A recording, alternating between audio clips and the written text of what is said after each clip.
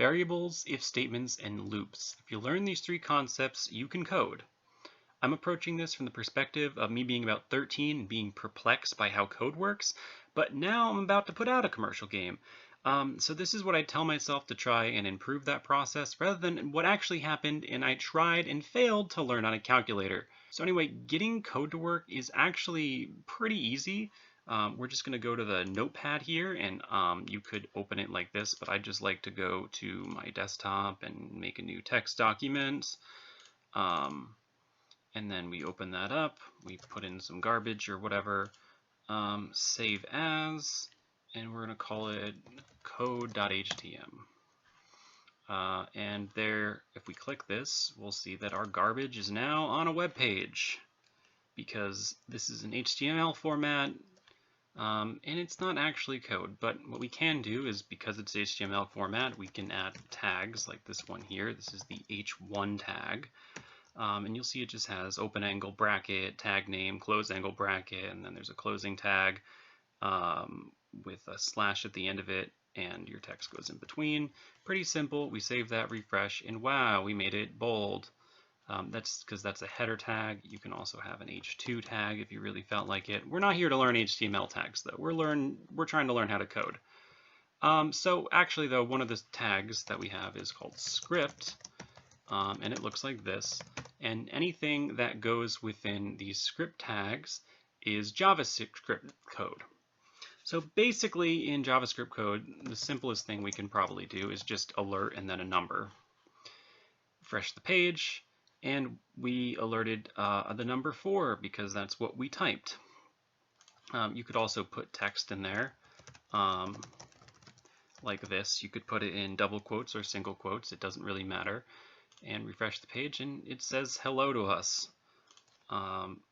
But what if we want to put this on the page rather than a text box that pops up? Well, we could do that by saying document.write hello like that, and now it writes it to the page. Of course, we could have just done that exact same thing a lot simpler by doing this, and you see that it's exactly the same. What we can't do is normally is that we can't do like addition, math. Right? Document.write will evaluate that to 9, right? But if we did that here, it's not evaluating anything. So I mean that's kind of the use right there. Also, you can put a semicolon at the end here. But JavaScript doesn't really care if it's there. But I'm probably going to start putting semicolons now because that's generally how I code. And you know what? You can also click inspect. This is kind of important to sort of just run code at any time. And you'll see that if we type 2 + 2 here, we can get 4 out of that. Document.write is not usually used because watch what happens when I go and I try document.writing this page. It was supposed to, oh yeah, see, it destroyed everything. So that's kind of why document.write isn't used. But for right now, we're going to use that because it does get stuff on the page. Let's go and try and create an actual script here. Maybe we're American and we got to deal with tipping all the time. So standard tipping is 0.15%, not 0.15%, 15%. If we multiply that by whatever our bill was, let's say it's $67.99, and again, let's just use document.write because it's easy, and we can write that to the page like so, right? And you'll see, oh, we got a number here.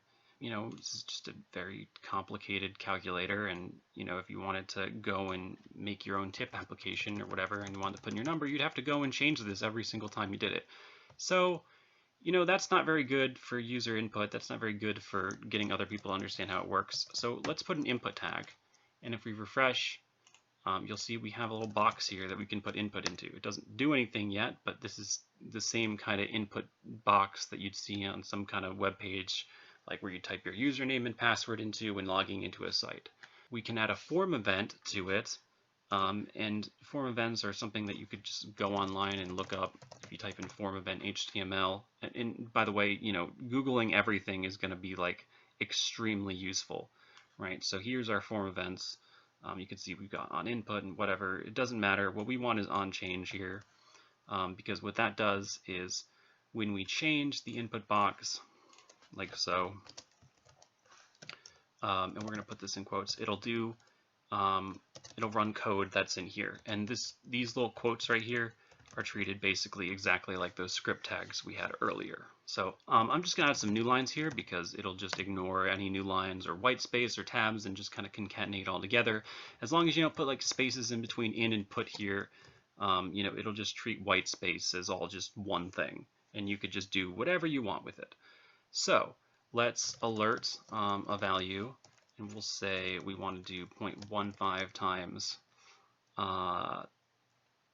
whatever our value is, because that's the name that the input box gives to what is put into it, which we'll see in a second. And I could do document.write, but like I said before, that would just destroy the page. So we're not going to do that. We're just going to alert it.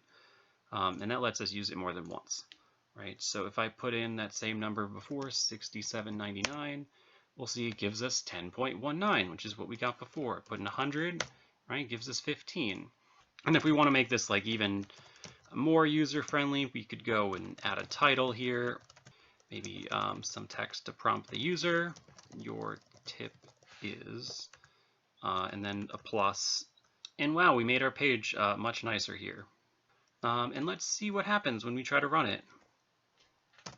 If you look over on the side here, remember we got that open by right-click, inspect on the page, and it pops up. The console may or may not be there. If it's not, you can press escape or go to the console tab. Anyway, you'll see that it's giving us an error. And it's like, how do we go and try and fix that problem? What does this even mean?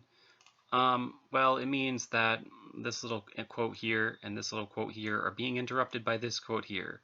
Luckily, JavaScript, you could just put in single quotes rather than double quotes and it'll work. But you could also, you could put in backslashes because that's an escape character, and that'll work too. Type that now and we'll see that it works. Great. Now we have a piece of code on our desktop. We could call it tip calculator, and we could just click on it whenever we want and get a tip. Boom, look at that. It's of course a very limited calculator, but it's your very limited calculator. Maybe we want to change this value from 0.15 to 0.2 because we're feeling generous. We can make a variable. So I'm going to make a variable called tip, and I'm going to define it up here. What is a variable? It's a label we give to some memory, whether it be a number we want to remember for later, a string of text, like country United States is a string, as they call it. Basically, pretty much anything can be in a variable. So your username on a website, that's a variable. The runtime length of a video, that's a variable. If you're playing a game, the character's hit points would be a variable. Their X and Y coordinates might be a variable. The number of lives they might have is a variable. You can also change the value of a variable as many times as you want. So if you look up here where we have var x equals 100, down here we're changing it. We're saying x equals x plus 100. And so the way that this works is that the right side is going to be evaluated first. So it's going to look up here and it's going to know, oh, x is 100. So it's going to say 100 plus 100, and x is going to be 200 from that point on. So let's just quickly break this down. You got this keyword var, which defines the variable for the first time. Don't put it after that. You can put it or not, though, because JavaScript is, very user-friendly generally, and it won't care whether you put that or not, which is not true in other languages, where if you're using, say, Java or C++, you'll have to put their own keywords. So here we have the variable name, and that can be whatever you want. You saw on the last slide all those different names that we had for a variable. Basically, as long as there's no spaces in there, that you can have underscores for that. It can't start with a number, and it can't be like other keywords. You're fine. Then this equal sign is an assignment operator. Remember that the left side is always going to be the variable, and then the right side is the value. You can't put them the other way around. And then here's our value. It can just be whatever value you want to remember. And whenever we call that variable, it just substitutes the variable for the value that we have here. Then there's a semicolon, and it just ends the statement. Like if we want to have two statements on one line, that would be one case where we'd use a semicolon, or just all the time. So back to our tip calculator. maybe our generosity is going to be dependent on how much we're actually paying. So maybe we'll leave a 20% tip if we're paying over $100, but if the bill is over 100, we'll only leave a 15% tip. How do we do that? With if statements. And great, there's another tangent. So here's our basic if statement. The word if followed by parentheses with a condition inside. So here's an example condition. If that condition were to evaluate to true, like if val, which is our variable, was set to 50, and 50 is less than 100, it would do the code in this block that is opened and closed by curly braces. And if it's false, like if the value here was 110, it would do nothing. / is how you do comments in JavaScript. And those are just little notes that we can leave to ourselves or other people. But actually, if val was 110 and we had an else statement here, it would then drop down to this else statement and it would do whatever is in these curly braces. And between the if and else, we can add as many else ifs, also optional, as we want to. If the first condition up there is false, the val is less than 100, it'll go down and try the second statement here, val is less than 200. And if that's true, it'll do whatever in that block. But otherwise, it would just skip over it. So for example, if val is 50, it would just do the first block and then skip over these other else's. If val was 150, 150 is less than 100, well, that's false. So we go down to else if val is 150 there, 150 is less than 200, so do whatever's in that block. And then if it's 250, it would just do the else. So here's what our if statement might look like once there's code in there. I should mention also that these curly braces are optional, and you could have an if statement that looks like this. The difference is with the curly block, it applies to everything in that curly block, and with no braces, the if statement only applies to the very next statement. Lastly, here are some examples of other conditions we might evaluate. First, we might check if our value is exactly equal to 100.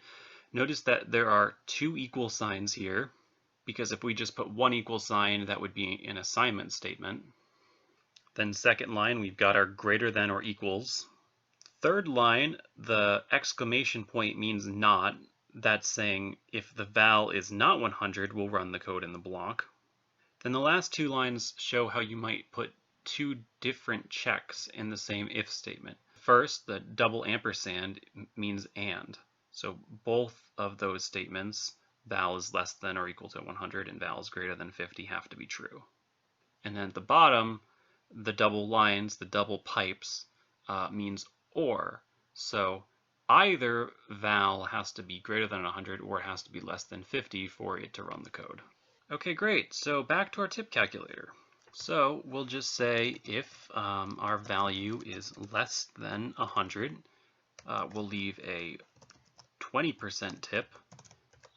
Else, if our value is greater than 100, we're spending, a lot of money, so we'll be less generous with our tip, right? And we'll leave a 0.15, a 15% tip. So let's save, refresh the page. You'll see that if we type in 100, we get 15 like we did before when it was 15%.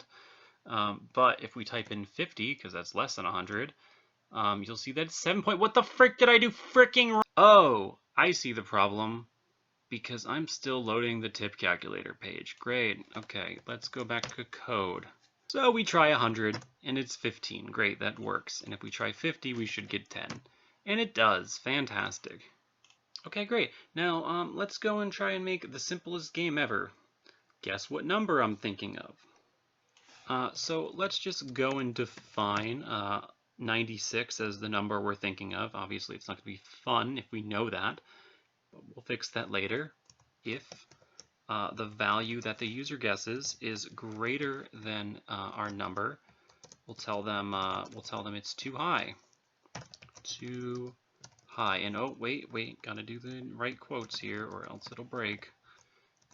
Else if value is less than num, then we're too low. And then the only thing left is that you're dead on, right? So we're gonna tell them that they got it. Okay, does it work or is it broken? 100 should be too high. It is. Good. 95 should be too low. It is. Great. And does 96 give us our value? It does. Fantastic. What happens if we put in like ASD? Oh, okay. We can win automatically that way. Maybe we should have an else if value equals num. And the else could just be like, I don't know what you're saying there.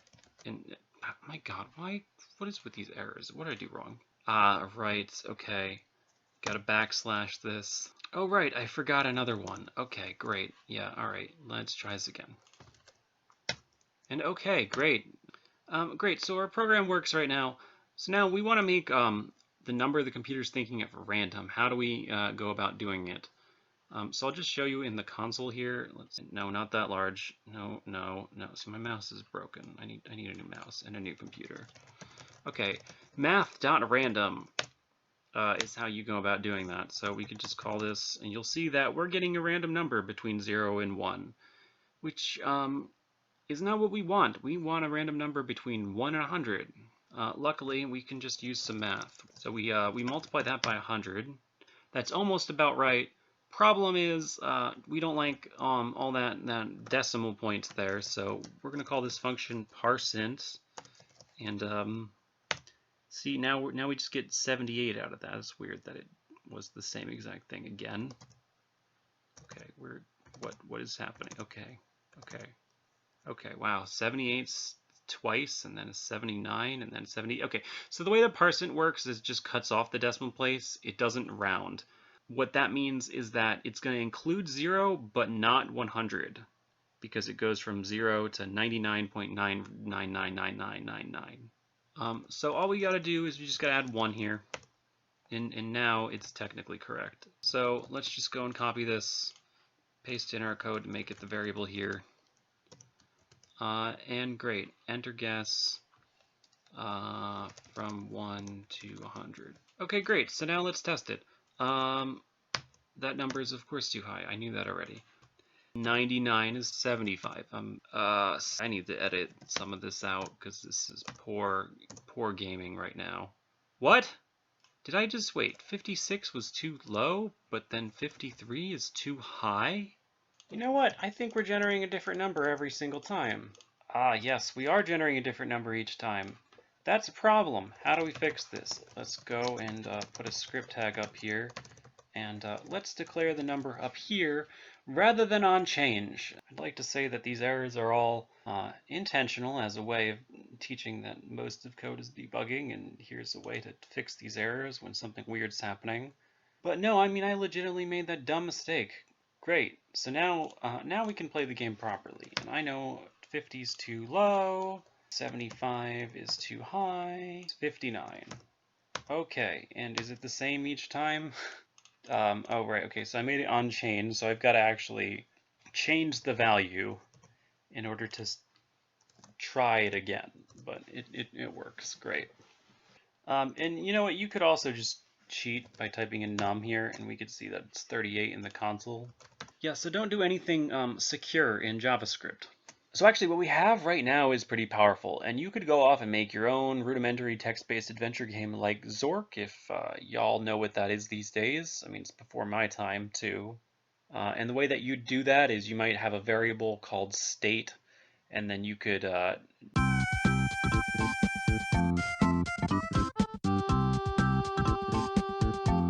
you would just keep track of a state variable, and then you could have some giant if-else tree that shows different text prompts based on that, and depending on what the user inputs, you could modify the state variable to different values. It's not necessarily the best way to go about making a game, but it's very simple.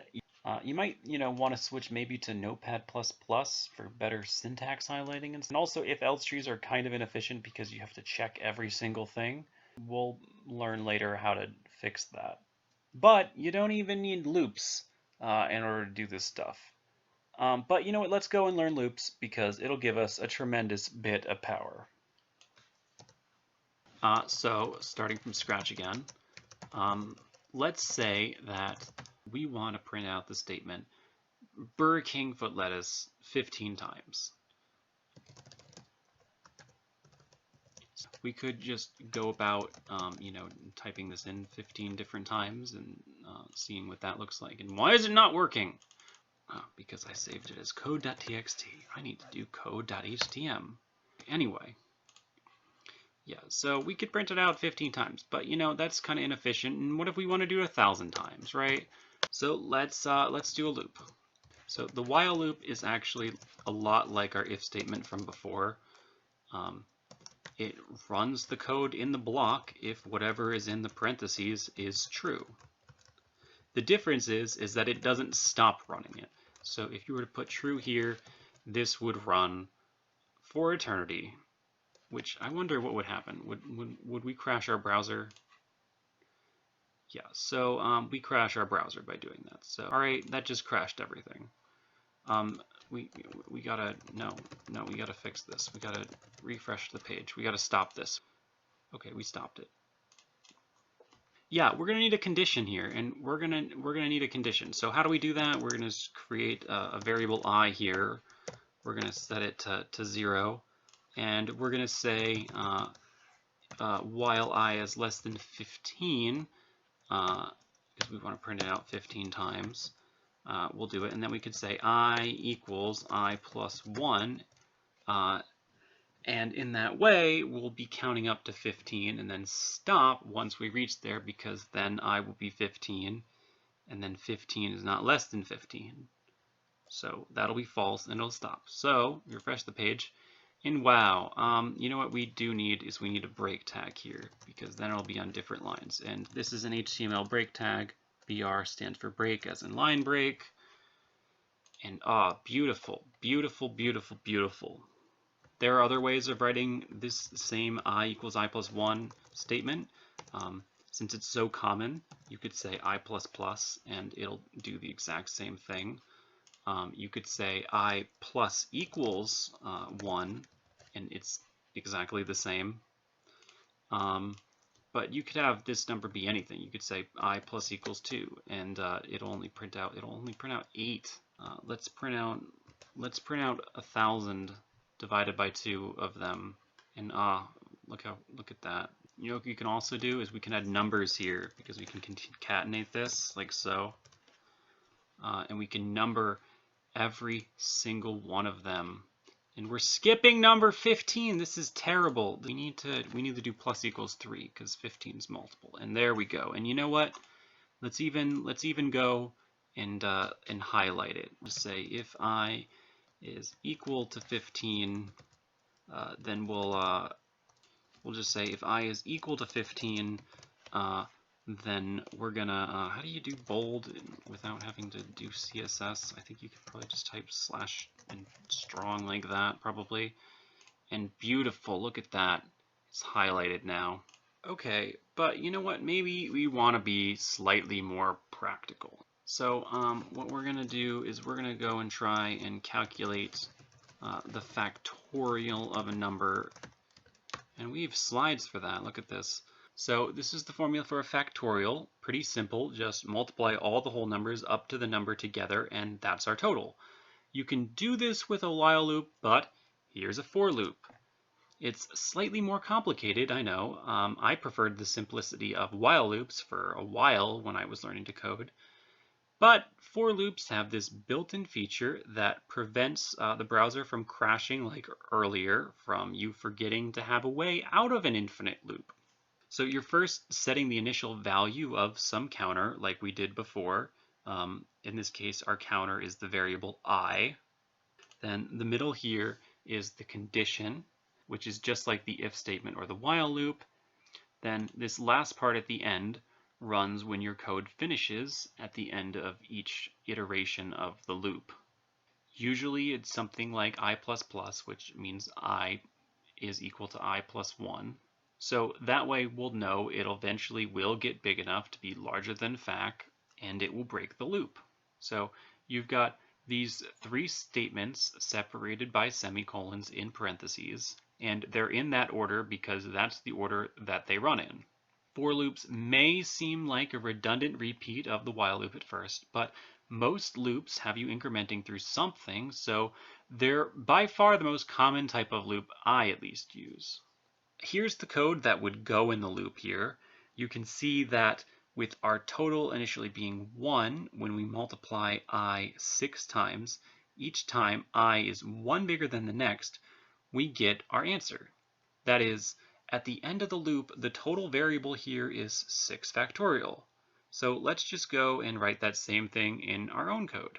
Total equals total times I, and then we say total equals 1, then an FAC is equal to 6. We're going to write our total to the page. Let's see if it worked. We should get 720. Yay. So now let's go and change this into user input.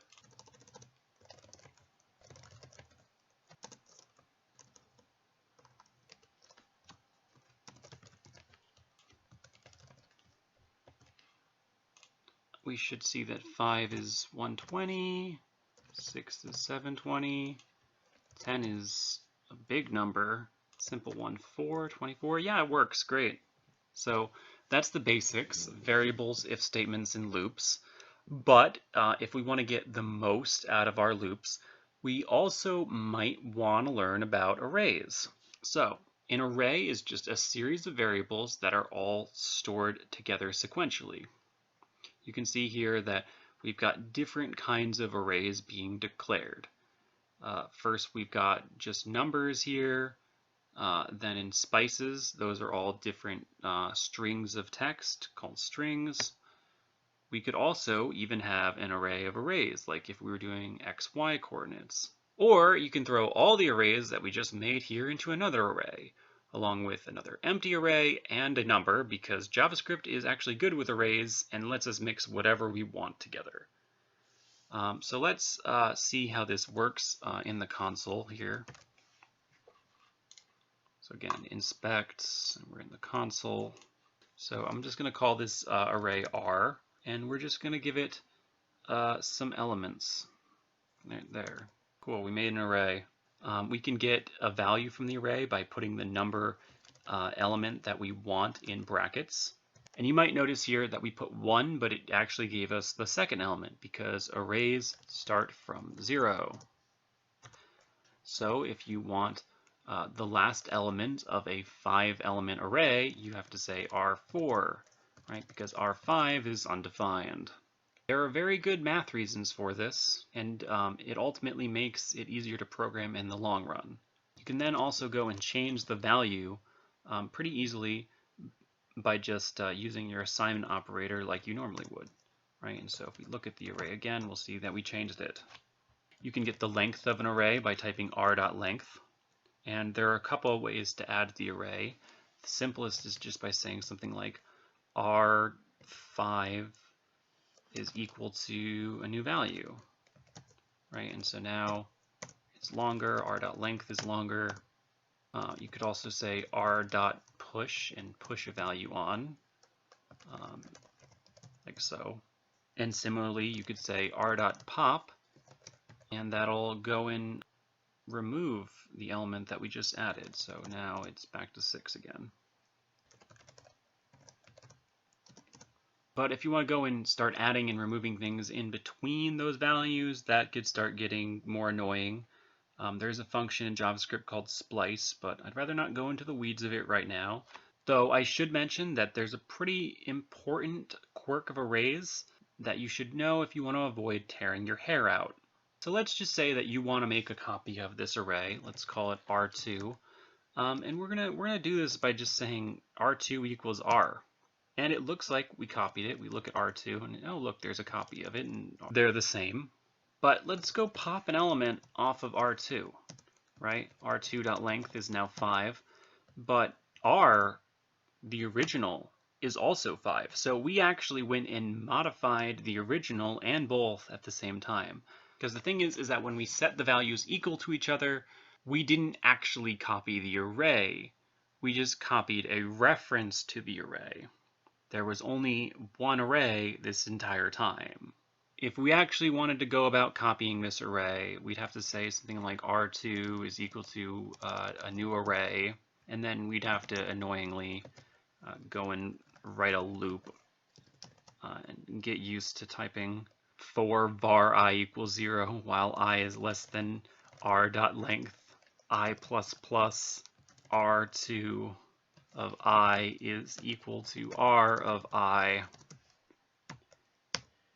And now R2 is the same as R1 like before, but if we go and pop an element off of R2, R2 is now length 4, but R is still length 5. We successfully made a copy that way.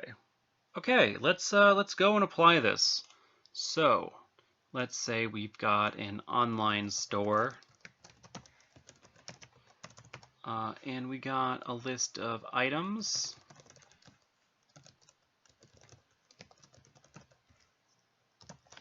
And then let's add some prices for those items.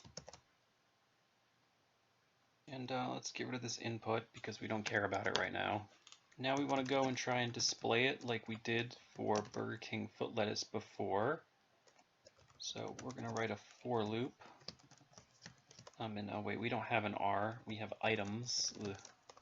Document.write I plus dot plus our item name plus some hyphens plus our prices plus BR because we want line breaks. If we go and refresh the page, it didn't work. What is wrong with me today? Why can I not do anything? Oh wait, okay. Did I make this a plus? Okay, so that's a problem. Did I do that? Wow, that's dumb of me. Anyway, let's just ignore that dumb mistake there. I'll edit that out. Gotta do I plus 1. Right, so we put that in parentheses so that way it does the calculation rather than concatenation. I mean, maybe it doesn't have to be in parentheses, I wonder. Okay, it doesn't, but great. So this might be how an online store might work. It might have read the item and prices from some Excel spreadsheet, or really from its database. It puts them into an array, though usually probably you'd have like an item object rather than them being in separate arrays. Yeah, okay, moving on. Functions. A function is generally some code you think you'll run multiple or many times, or just want to separate to make the code look cleaner. So here's an example. This function takes in 2 parameters, also known as variables, and just returns their sum. So basically, this is just a really dumb way to do addition. You'd call it like this, where you've got the function name and then parentheses, and then each parameter separated by commas. Can you guess what the output of this function is, or what cool would be as a value after this function is run? That's right, 4 plus 5 is 9. Okay, maybe something just slightly more useful. We could make this function called getPy, and it returns pi. It takes in no parameters, because parameters are optional, and you might use it like this. And that might be how we would calculate our circumference if, for whatever reason, we didn't have the capacity to remember that pi is 3.141592653589793238462. But actually, you'd probably just call math.py instead. Oh, here we go. Here's something that might be useful. So yeah, you don't actually ever have to return anything in a function either. You could just have it run a bit of code. This function lbreak here takes in no parameters, and then whenever you want a line break in code, you can say lbreak, open close, parentheses. So in essence, a function just runs some code. And it's good so you don't have to copy and paste a code all around. If you did copy pasta everything, you'd then have to make changes to a whole bunch of different places in the code rather than just in that one function. Let's go and write a function for our online store. We wanna create a function. We're gonna call it apply discount. and it's going to take in a name and a price. Let's just say that it'll do a discount if there's book in the title. So let's go and learn some useful string functions actually. These are probably some of the functions that I think are probably some of the most essential. So first you've got toUpperCase and toLowerCase, which if you want to check if two strings are equal to each other, you're going to want to call this because it won't ignore case otherwise. Then we got the substring function, which just makes a smaller string from a bigger string. Here I've got some dumb South Park reference showing you that if you were to take substring 37, where 3 is the start, 7 is the end of man, bear, pig, it would just give you bear. B is at index 3 and 7 is P, and it just takes the stuff that's in between. Index of. This is essentially your find function. So you just say string.index of whatever your search term is, and then it'll give you the start position of the first instance of that word. But most crucially, if it returns -1, it's not there. So we could just say if the index of is greater than or equal to 0, then it's somewhere in that string. And then over here we got split. Split is most useful if for whatever reason we have a whole bunch of commas in our list, and it would just turn our comma separated string into an actual array. So let's go and apply what we learned. So let's apply this index of function. We'll check to see if book is in the name, and if it is, index of will give us any number greater than 1. Okay. If name.index of book is greater than or equal to 0, if that's true, then we found book somewhere in there. If the discount is 25% off, that's 75% on. So we multiply that by our price. We're going to set that equal to price again. And then we'll return that. So now we've returned price. But we're always returning something, so that way we can just go and apply it to everything indiscriminately, right? Even if it doesn't contain book in there. And let's see if that works. So, and we broke it. Oh my God, what is...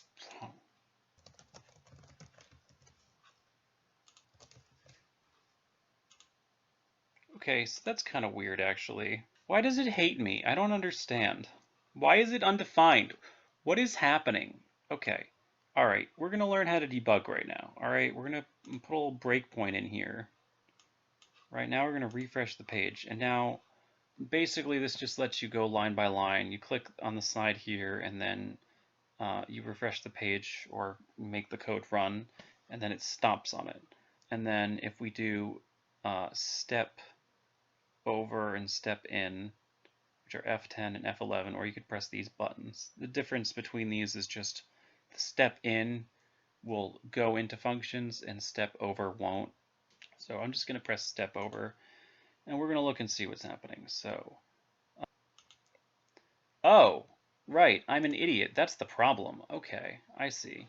Yeah, I need to give it a name and a price, and I only gave it a name, which is probably was causing the other problem too, now that I think about it. Let's delete this. Yes, so the problem is down here. We have to give it not just prices, but items I as well, because we specified that there's 2 parameters. And great, our function works. But now that I'm looking at it, that's ugly. Look at that. Look how ugly that is. All these extra decimal points, we don't want that. So we can fix that. Okay, the answer to every question is just ask the internet. JavaScript 2 decimal places. And then consult Stack Overflow, or in this case, W3 Schools. Oh, okay, right. So we just say, yeah, I'm thinking of PHP. We'd say price.toFixed2, and that should fix the problem. So again, Google is your friend. Google everything. And there, fantastic. Let's learn how to use the uppercase, because like notice, right, if we were to change this B to a capital, it doesn't work anymore. So that's not good. So maybe what we want to do is we want to say name.toLowerCase first, and apply the toLowerCase function just for comparison purposes. And if we do that, it works, right? Because when it compares the lowercase version of the string, finds that there's a lowercase book in there. But we didn't actually change the string because we only did it for comparison purposes. But you know what? There's one other thing that I probably want to do, which is document.write is probably not a function that you should be using.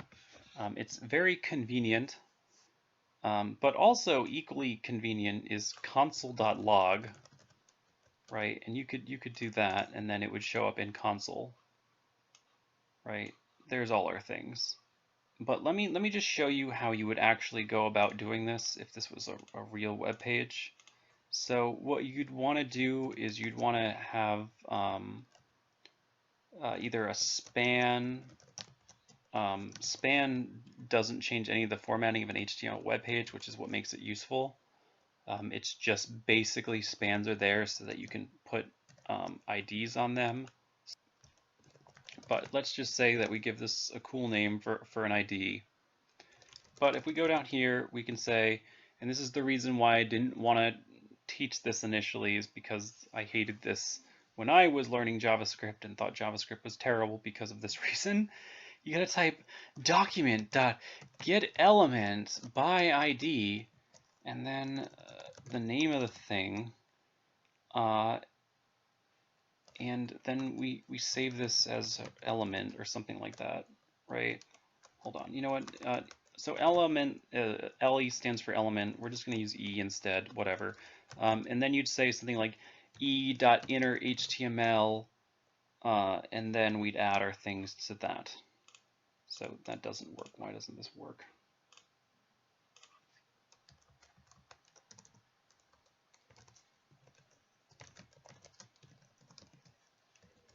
Does that work?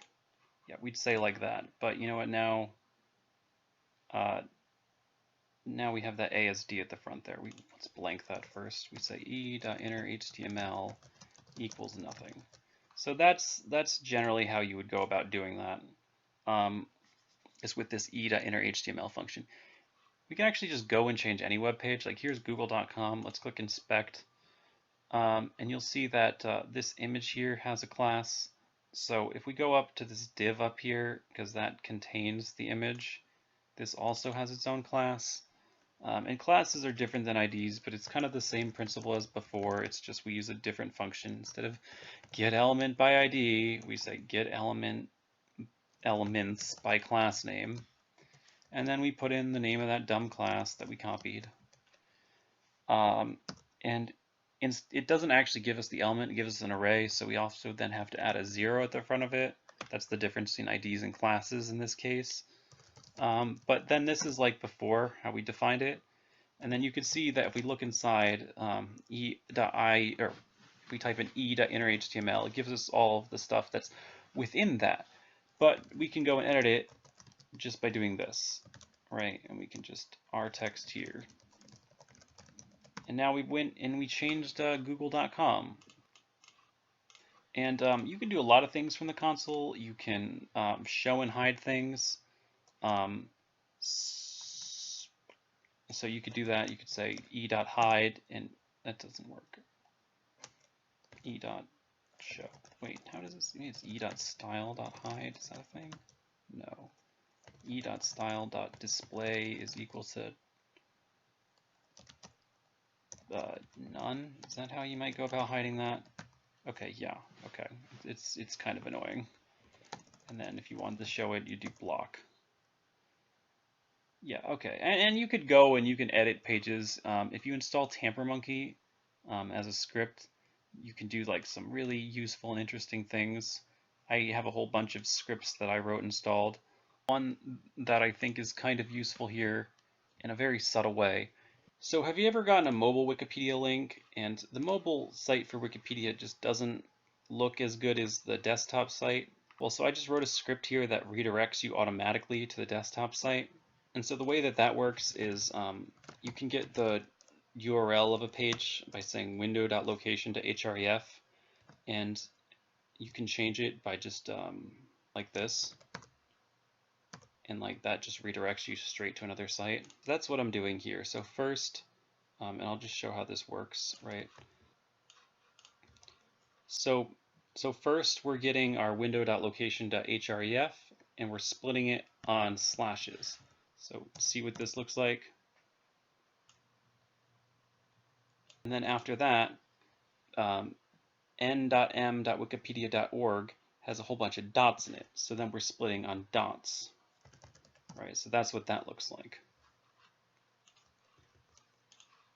And then we just piece it back together, right? But we're leaving out the M. And then we set our window.location.href to our new link that we just defined. And we go to that page.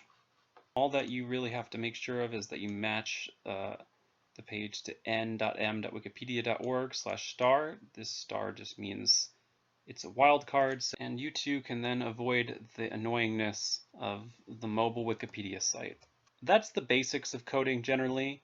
I feel like if you understood all that, you could probably do plenty of things. But if you want to continue to learn after this and keep going, because my 13-year-old self would want to know how to make a game, I've got another video about how to code a game in JavaScript. And speaking of games originally coded in JavaScript, you should check out my game, Collapse Relapse, which is a sort of Metroidvania time loop game that was originally coded in JavaScript and is now coded in C++ because I went back and added a randomizer to it and a whole bunch of features and secrets and everything. I've been working hard on it for a while now, and I'm super excited because it's my first commercial game. It'll be on sale for the first week when it comes out on June 22nd for 25% off, and then after that it'll be $3.99. Link in the description.